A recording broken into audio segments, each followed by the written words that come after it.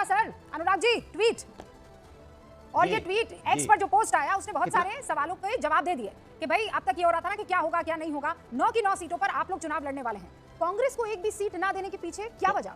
अभी बदत है भाई, अभी बदत है। तो आप समझ सकते हैं ना कि इंडिया गठबंधन कितना मजबूत है और कितने मजबूत दलों का गठबंधन है, जो तय कर लेते हैं मिलके कि हम 9 पे समाजवादी लड़ेगी, कांग्रेस 7 में है, हम मिलके उत्तर प्रदेश में भारतीय जनता पार्टी को हराएंगे। क्योंकि भारतीय जनता पार्टी अपने लिए लड़ती है, हम राष्ट्र के लिए लड़ते हैं, हम समाज के लिए लड़ते हैं, हम कमजोर वर्गों के लिए लड़ते हैं, देश को आगे ले जाने और समाज को आगे ले जाने की बात करते हैं, इसलिए हम मिलकर लड़ते हैं।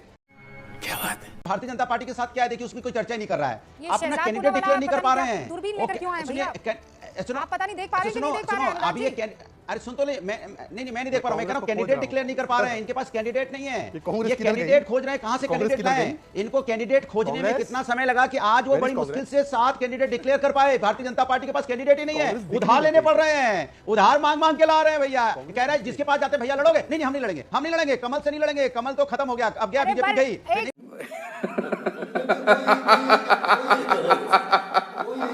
आप कह रहे हैं इंडिया गठबंधन मजबूत है, हम सब मिलकर लड़े हैं, मिलके कहां लड़े हैं? मजबूत तो आप हैं, समाजवादी पार्टी है, कांग्रेस किधर है? वो कांग्रेस वो ढूंढ रहे हैं, वो ये दूरबीन लेके। चुप हो जा, 7वीं फेल, चुप हो जा। हाँ, वो दूरबीन लेके ढूंढ रहे हैं कोई कैंडिडेट मिल जाए। मिल गया, एक मिला, चलिए करहल में एक खोज पाए, फिर दूरबीन लेके ढूंढते, कटनी में एक मिल गया, फिर दूरबीन लेके घूमते, अच्छा गाजियाबाद में मिला, फूलपुर में भी मिल गया, दूरबीन से कैंडिडेट खोजते आज वो 7 कैंडिडेट दूरबीन से खोज पाए हैं। 7 कैंडिडेट बड़ी मुश्किल से दूरबीन से खोज पाए हैं। अब पता नहीं नॉमिनेशन कल होगा, तो भारतीय जनता पार्टी तो दूरबीन लेके घूम ही रही है कैंडिडेट खोजने के लिए। ये दूरबीन लेके कैंडिडेट खोजने आए हैं, सुनिए आपके यहाँ भी खोज रहे हैं दूरबीन से। रूबिका जी कुछ दिला दे। रूबिका जी एक सेकंड, ज्यादा नहीं, एक सेकंड से ज्यादा नहीं, अब आप 1 सेकंड से ज्यादा नहीं, 1 सेकंड से ज्यादा नहीं, 1 सेकंड से ज्यादा, 1 सेकंड आपकी बारी ना, अब आपकी बारी नहीं है, मैंने आपको पूरा मौका दे दिया। पड़ता है, अरे आपका बहुत अच्छा है, आप बहुत अच्छे लोग हैं। शहजादपुरा वाला जब मैंने कह दिया सर, तो मैंने कह दिया, बात खत्म। अब आप अपनी बारी में दूसरी मर्तबा कीजिएगा, लेकिन दूरबीन लेकर कैंडिडेट शहजादपुरा वाला आप ढूंढ रहे हैं। उन्होंने तो जीत भी ढूंढ ली, कैंडिडेट भी ढूंढ लिए और फॉर्मूला भी निकाल दिया कि सब पर हम लड़ेंगे। शक्ल देखो कितनी भोली है, लेकिन अंदर से लोमड़ी है। अरे वैसे रूबिका जी आज आपके शो पे तहसीन आ रहे हैं, तो मैं अपनी माताजी से सहयोग से तहसीन जुड़े उससे पहले मैं बात कर रहा था, तो मेरी माताजी ने बोला कि तहसीन कई घंटों से कमरे में बंद है। हाँ, घंटों से कमरे में बंद है और एक गाने की आवाज आ रही है, वो गाना ये था।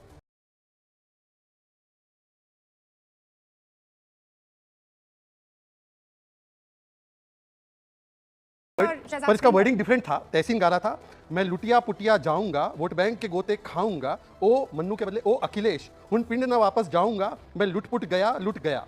आज कांग्रेस जो है, वैसे कल मैंने अमीश जी के शो पे बोला था कि कांग्रेस कच्चा नींबू बन गई है, पर आज कांग्रेस कच्चा नींबू नहीं है। अमीश जी मैं वापस ले रहा हूं नींबू, कांग्रेस कंकाल बन चुकी है। कैसा कांग्रेस का मीट मांस खा लिया गया है, कांग्रेस का वोट बैंक का खून पी लिया गया है और कांग्रेस केवल एक कंकाल की तरह बच चुकी है। अब वो देखो, पहले वोटर गया, फिर नेता गए, फिर सिंबल गया, एक दिन तहसीन भी चले जाएंगे। हाँ बेटा, लगता है तुम गू खा के ही मानोगे। कांग्रेस के पास कुछ नहीं, केवल रॉबर्ट वाड्रा बचा। तो कांग्रेस की अच्छा मैं आपको बताता हूं, तहसीन पुनावाला मैं बताता हूं, गाने में एक बार बस आप 10 सेकंड में अपनी बात कर लूं, मैं अपनी बात को सब्सटेंशिएट भी कर लूं। तहसीन तो कई घंटों तक कमरे में थे, लुटपुट गया। तो देखिए ऐसा हुआ, कांग्रेस, आप 12th मैन जानते हो क्या होता है? 12th मैन, उसको टावल लाने के लिए भेजा जाता है, पानी ड्रिंक्स वगैरह सब करने के लिए भेजा जाता है। जम्मू कश्मीर में कांग्रेस 12th मैन, उमर ने बोला एक सीट लेना ले लो वरना जाओ। पंजाब में कांग्रेस 12th मैन, दिल्ली में कांग्रेस 12th मैन, यूपी में 60 डिक्लेयर कर दिए सीट, फिर अब 9 डिक्लेयर कर दिए कांग्रेस 12th मैन। महाराष्ट्र में शिवसेना जो उद्धव सेना है वो बोलती है हम बड़ी पार्टी, हम सीएम लड़ेंगे।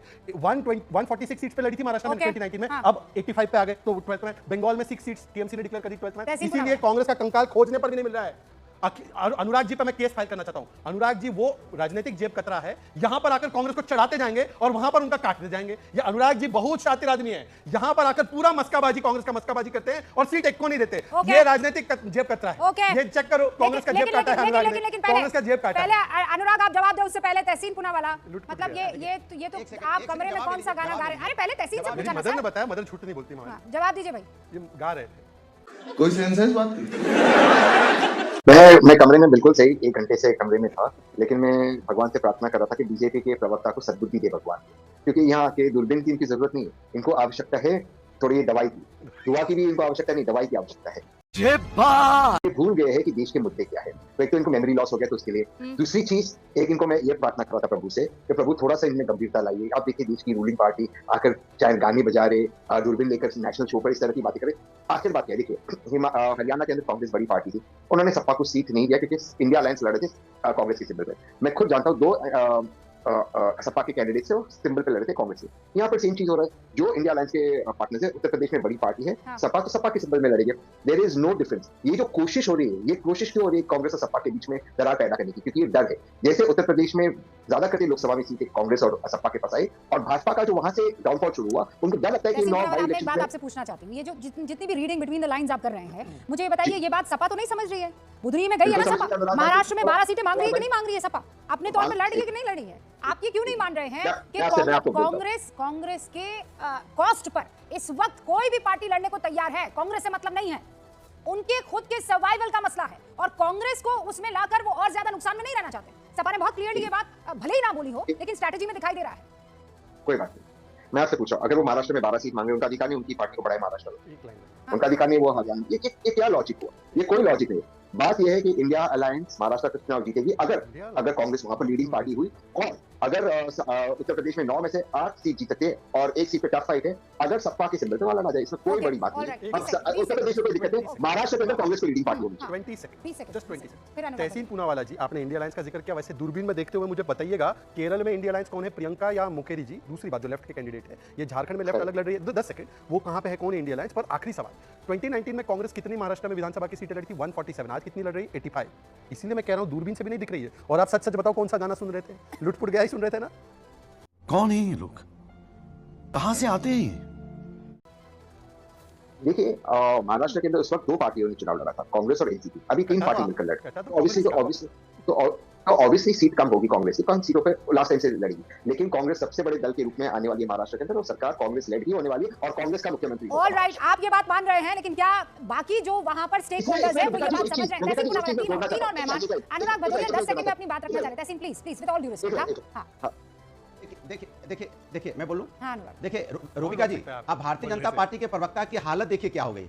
अब वो दूरबीन लेकर टांग के घूम रहे हैं कि कहीं कोई वोटर मिल जाए, कोई वोट देगा, कहीं नहीं मिल रहा है, कहीं कोई कैंडिडेट मिल जाए, दूरबीन लिए घूम रहे हैं। और फिर एक कच्चा नींबू भी लेके घूम रहे हैं कि भैया इनके यहाँ कच्चा नींबू उतने हैं, निषाद पार्टी कच्चा नींबू, उनको एक टिकट ही नहीं दी, बेचारे 4 दिन तक पड़े रहे दिल्ली में। एक कच्चा नींबू बैठे हैं राजभर जी, उनको भी नहीं कुछ दे रहे हैं, अपना दल भी कच्चा नींबू है और उधर शिवसेना और एनसीपी तो इंतजार ही कर रही है, कुछ देंगे नहीं। और मजेदार बात देख लिए, और कुछ तो कच्चा नींबू ऐसा अपने साथ रखते हैं, चबाई जाते खत्म ही कर देते हैं, जैसे जेजेपी खत्म ही हो गई, आपने देखा पीडीपी यहाँ कश्मीर में खत्म ही हो गई। इनका कच्चा नींबू कंगाल की बात कर रहे थे, कंगाली वोट की, इनको वोट मिल ही नहीं रहा है, तो वोट का इन पे वोट नहीं मिला है, वोट की कंगाली पे छाई पड़ी है। अब ये परेशान है, अब इसका क्या करे, कोई इलाज नहीं है, बड़ी मुश्किल से 7 सीटें डिक्लेयर कर पाए। सबका जिक्र किया ना, ये सब तो कच्चा नींबू है। कांग्रेस कौन सा नींबू है?